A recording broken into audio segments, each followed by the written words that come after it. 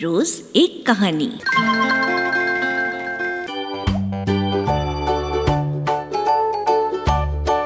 Tales of Panchatantra. Panchatantra की कहानियाँ। कहानी नंबर 35। शरारती बंदर। एक समय शहर से कुछ ही दूरी पर एक मंदिर का निर्माण कार्य चल रहा था। मंदिर में लकड़ी का काम बहुत था, इसलिए लकड़ी चीरने वाले बहुत से मजदूर काम पर लगे हुए थे। यहाँ वहाँ लकड़ी के लट्ठे पड़े हुए थे और लट्ठे और शहतीर चीरने का काम चल रहा था। सारे मजदूरों को दोपहर का भोजन करने के लिए शहर जाना पड़ता था, इसलिए दोपहर के समय 1 घंटे तक वहाँ कोई नहीं होता था। एक दिन खाने का समय हुआ तो सारे मजदूर काम छोड़कर चल दिए। एक लट्ठा आधा चिरा रह गया था।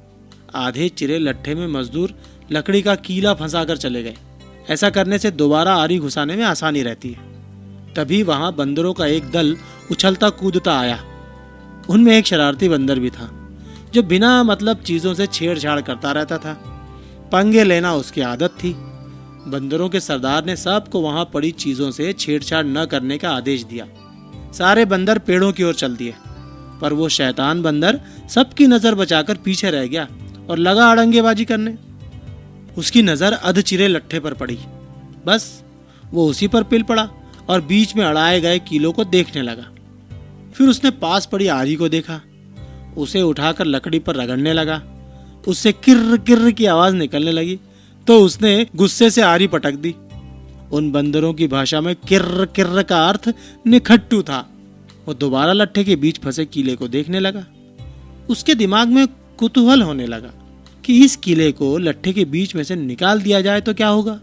अब वो किले को पकड़कर उसे बाहर निकालने के लिए जोर आजमाइश करने लगा। लट्ठे के बीच फंसाया गया किला तो 2 पार्टों के बीच बहुत मजबूती से जकड़ा गया होता है, क्योंकि लट्ठे के 2 पार्ट बहुत मजबूत स्प्रिंग वाले क्लिप की तरह उसे दबाए रहते हैं। बंदर खूब जोर लगाकर उसे हिलाने की कोशिश करने लगा। किला जोर लगाने पर हिलने और खिसकने लगा तो बंदर अपनी शक्ति पर खुश हो गया।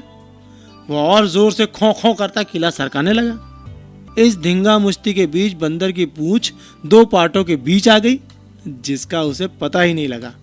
उसने उत्साहित होकर एक जोरदार झटका मारा और जैसे ही किला बाहर खींचा, लट्ठे के 2 चिरे भाग फटाक से क्लिप की तरह जुड़ गए और बीच में फंस गई बंदर की पूंछ।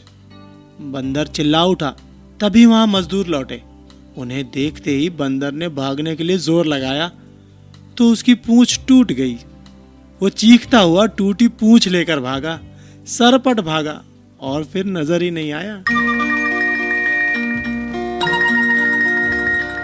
इस कहानी से हमें सीख मिलती है, बिना सोचे समझे कोई काम नहीं करना चाहिए।